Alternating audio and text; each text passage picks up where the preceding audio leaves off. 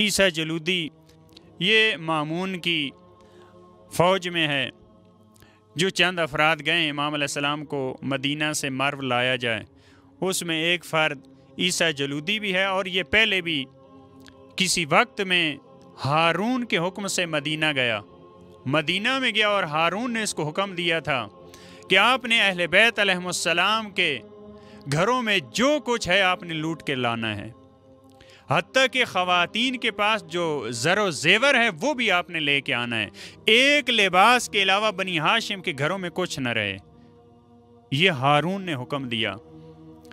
عیسیٰ جلودی اس کا کمانڈر ہے جو فوجی بھیجے گئے۔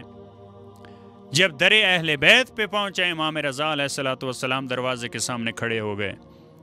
امام علیہ السلام نے فرمایا یہ تیری جرأت نہیں کہ تو ہمارے گھر کے اندر قدم رکھ سکے، تو ہمارے گھر میں نہیں آ سکتا، لیکن میں تجھے اطمینان اور تسلی دیتا ہوں، جو کچھ اس گھر میں موجود ہے میں تیرے لیے لاؤں گا۔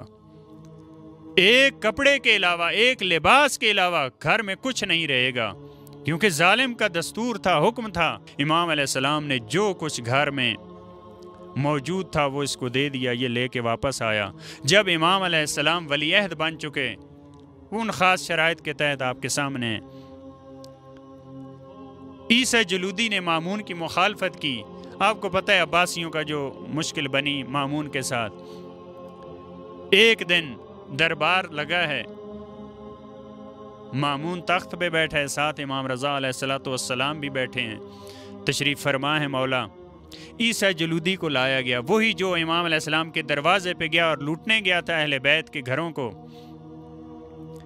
جب عیسیٰ جلودی سامنے آیا، اس وقت بوڑھا ہو چکا تھا، جب سامنے آیا امام علیہ السلام نے مامون کے کان میں کوئی بات کہی، اور وہ پتہ چلتا ہے امام علیہ السلام نے مامون سے کہا تھا اس شخص کو مجھے بخش دے، اس عیسیٰ جلودی کو مجھے بخش دے۔ جب یہ جملہ کہا جاتا تھا یعنی اس کو معاف کر دو۔ اب عیسیٰ جلودی یہ نزدیک نہیں تھا، دور تھا، اسے وہی منظر یاد آ گیا کہ جب میں مدینہ میں گیا تھا تو میں نے لوٹا تھا اہل بیت کے گھروں میں۔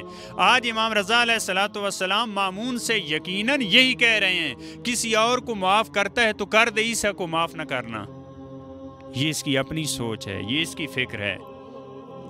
وہاں سے پکار کے کہتا ہے تو جو کچھ میرے ساتھ کرنا چاہتا ہے کر لے، لیکن یہ شخص اس نے جو تجھے کہا ہے اس پہ عمل نہ کرنا۔ اس نے کہا ٹھیک ہے، اسی وجہ سے میں تیری گردن اڑاتا ہوں، کیونکہ اس شخص نے یہ کہا تھا دوسروں کو مارتا ہے، دوسروں کی گردنیں اڑاتا ہے تو اڑا دے۔ اس نے ہمارے گھر کی حرمت کو پامال نہیں کیا تھا، اس نے میرے عزت اور احترام کی لاج رکھ لی تھی، لہٰذا اس کو معاف کر دے۔